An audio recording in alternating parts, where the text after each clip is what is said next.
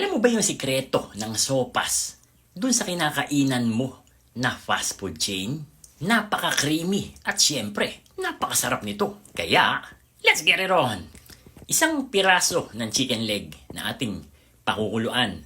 Pagkatapos, palalamigin muna natin yan bago natin himayin. Baka mapaso ka. Kung mainit mo, hihimayin.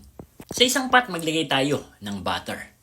Then, ilagay na din natin ang sibuyas at bawang. Maglalagay na din tayo dito ng hiniwa natin na ham. At syempre, yung hinimayin natin na chicken leg. Nasa ng buto. Huwag mo itapon. Isama mo. At sayang naman, may lasa din yan pag kumukulo na. Corn and carrots. Haluin pagkatapos ay maglalagay tayo ngayon ng 2 cups ng macaroni noodles. Yung pinagpakuluan natin ng chicken leg. Ito at ibinubuhos na natin para magsilbing sabaw.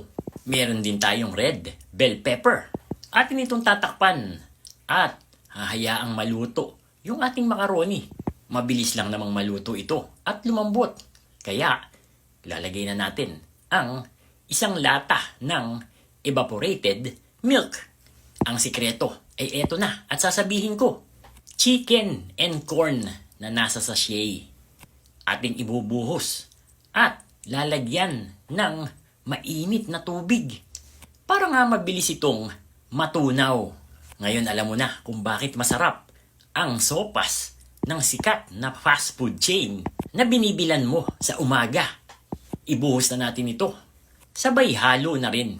Maglalagay na tayo ng ground black pepper at syempre garlic powder. Kung mapapansin nyo ay hindi na tayo naglagay ng asin or patis dito. Kayo na ang mag-adjust kung kulang sa alat or sakto lang sa panlasa nyo. Pagdating kasi sa alat, iba-iba din tayo ng preference. Yung kasing nilagay natin na chicken and corn powder, kumpleto na sa pampalasa. Kaya para sa akin, ito lang, sapat na at talaga namang katakam-takam.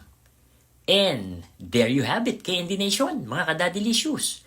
Ito yung ating version ng creamy sopas na paborito mong orderin sa sikat na fast food chain. Tayo mga Pinoy, mainit man or malamig ang panahon, hindi tayo mapipigilan sa pagkain or pagluluto ng sopas. Ito yung all-time favorite na tinatawag na talaga namang hinahanap-hanap natin ang lasa at syempre yung init at sarap nito kapag ito ay dumadampi na sa ating sikmura.